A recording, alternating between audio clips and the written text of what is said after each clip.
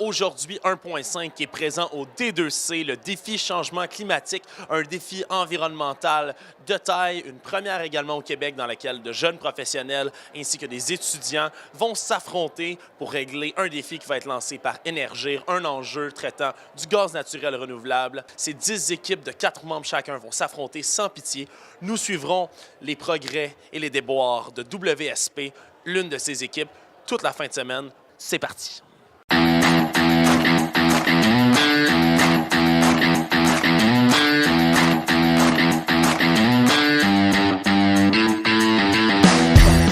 Alors je trouve que dans le cadre de cette compétition d'études de cas, oui, il va y avoir qu'un seul prix, mais je crois que vous êtes tous gagnants. On sait qu'en développement durable, on a besoin de cerveaux, on a besoin de gens créatifs.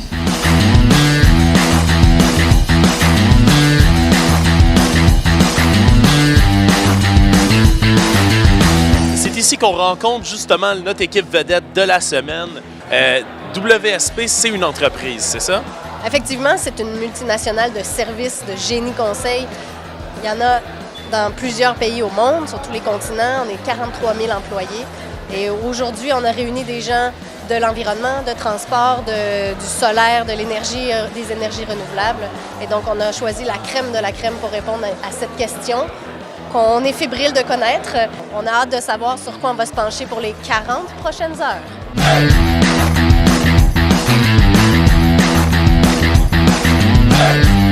Ah, il est là. Il est là, il est là, il est là. Ils l'ont. OK, vous avez votre cas. Alors, Ça part.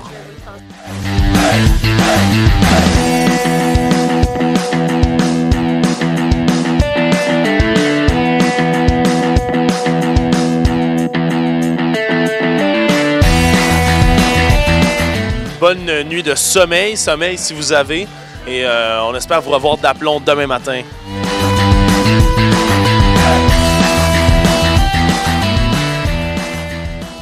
C'est une deuxième journée qui s'amorce ici au défi D2C. Notre équipe travaille d'arrache-pied depuis 7 heures ce matin.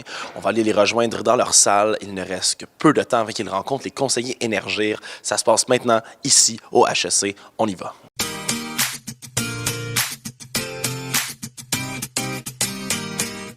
Toc, toc, toc. Salut, salut à l'équipe. Fait que vous êtes dans le gros travail depuis ce matin. Chauffé, vous dites? Ben, ça chauffe dans la tête, là, mais... Bon, là, on essaie de se fixer un peu sur vraiment les hypothèses là, et de voir ce qui manque. Et on commence déjà la présentation, du en mettre les gros points pour aller un peu plus l'avant. C'est quoi le plus gros obstacle? Présenter tout ce qu'on veut en 15 minutes.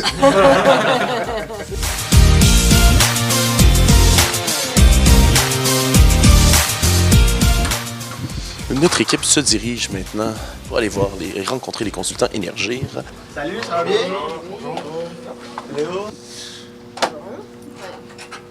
Timer, 2 minutes. OK, 2 minutes. Autour du Saint-Laurent, on a toute la zone agricole qui est là. On a le réseau Énergir qui est présent. On a des voies ferrées. Toutes les voies de transport sont là. Et on a aussi beaucoup d'industriels et des stations de traitement d'eau qui sont autour du Saint-Laurent. Donc on pense qu'il y a vraiment une bonne solution à trouver en faisant merger tous ces partenaires ensemble pour amener la matière agricole sur un site de grande ampleur pour maximiser l'effet d'échelle. Puis par la suite de notre site de transfert, il y aurait soit camion quand on est vraiment à proximité, voire même sauter par-dessus quand on est très proche, barge avec le Saint-Laurent, tout le développement maritime, l'ouverture hivernale, de plus en plus de la voie maritime aussi, également donc on disait le ferroviaire. Moi, si j'étais vous, je me concentrerais là, comme concurrence là, au niveau des gisements. Là, je me concentrerais peut-être sur les projets qui existent déjà. Donc, Saint-Hyacinthe, Rivière-du-Loup. En dehors de ça, là, sur les peut-être puis les rumeurs ou les peut-être, concentrez-vous sur ce qui est concret aujourd'hui, ce qui existe, ce qui est opérationnel, ce qui est en train d'être construit. Bon, ben merci. Salut, bonne chance. Bonne chance. Merci, au revoir. Salut.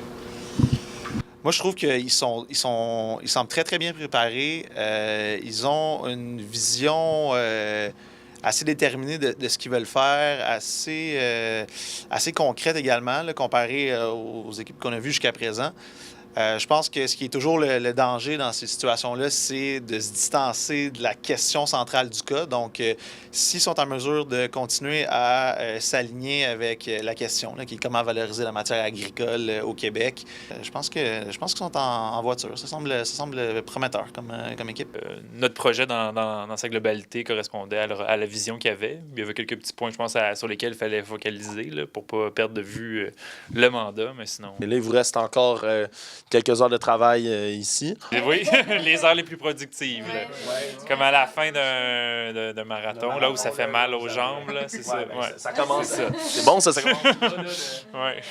Maintenant que toutes les équipes du D2C ont rencontré les conseillers Énergir, il ne leur reste plus maintenant qu'à travailler d'arrache-pied. Ils auront jusqu'à midi demain, dimanche, pour soumettre leur projet, leur présentation. Et ensuite, ce sera évidemment le pitch final devant le jury.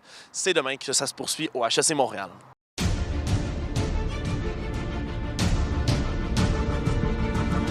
On s'est aperçu qu'il y avait des contraintes budgétaires là, qu'on n'avait pas prévues. Ouais. C'est parfait. Bonjour, veuillez prendre connaissance de notre présentation en pièces jointes cordialement. Envoyez. C'est parti. Midi 9, 6 minutes d'avance. Ah, bravo. Les dés sont jetés, les dés sont jetés. C'est pas fait encore. Mais au moins, on l'a envoyé. Là, attends.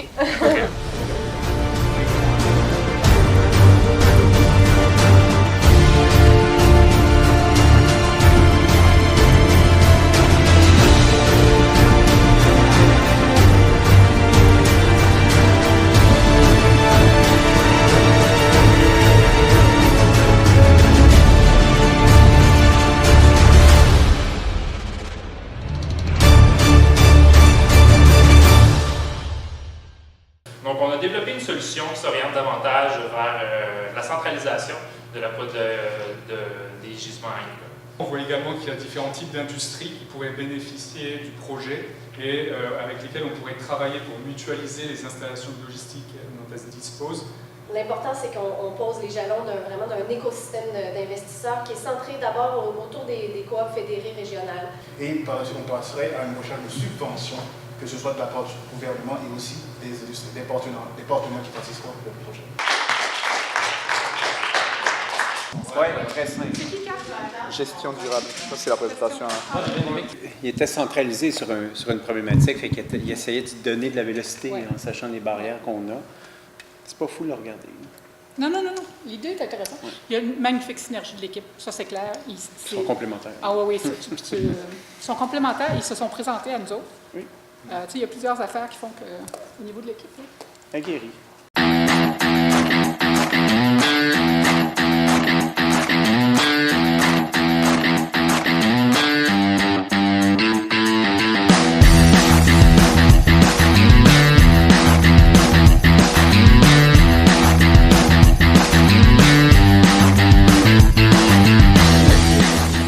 J'aimerais bien vous entendre un petit peu là. Juste rapidement, c'est juste pour vous dire que nous, en tant qu'organisateurs, on a vraiment adoré organiser ça. Et donc d'abord, j'aimerais commencer par féliciter toutes les équipes pour avoir terminé le D2C. Donc, bravo.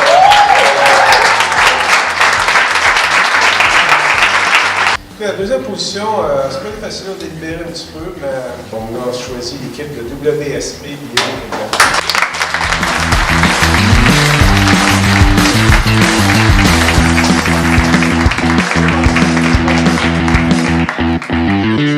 Félicitations pour votre deuxième place, ma foi. Comment vous vous sentez par rapport à ça? Satisfait, je pense qu'on a livré le meilleur qu'on pouvait, puis voilà. Je pense que ça n'a pas passé loin au niveau du jury. On est simplement content d'être deuxième et puis on a donné ce qu'on pouvait pendant toute la fin de semaine là, donc on est content là, il n'y a pas de regret à avoir. Vous êtes satisfait du résultat d'équipe? Est-ce que vous voyez retravailler ensemble sur des projets dans le futur? Pourquoi pas? Ben oui, on se disait justement que pour un blind date, on trouvait que ça avait super bien été. On était très complémentaires. Même le jury l'a souligné. Je trouve qu'on avait une bonne chimie puis ça transparaissait dans le produit qu'on a livré, là. Moi, je les ai trouvés très bons. Très bonnes de façon générale. C'était vraiment intéressant. Il y a de la belle diversité. Et on n'avait pas 2 solutions pareilles. Fait que ça, c'était intéressant aussi. Là. Content de l'issue de cette fin de semaine. On a passé beaucoup de temps à rédiger le cas, à l'organisation. Je pense que ça s'est très bien passé. On est très satisfaits pour une première édition. Tout le monde semble content. On a parlé à nos partenaires. Et même nous-mêmes, je pense qu'on va être contents d'arrêter de se parler à tous les jours.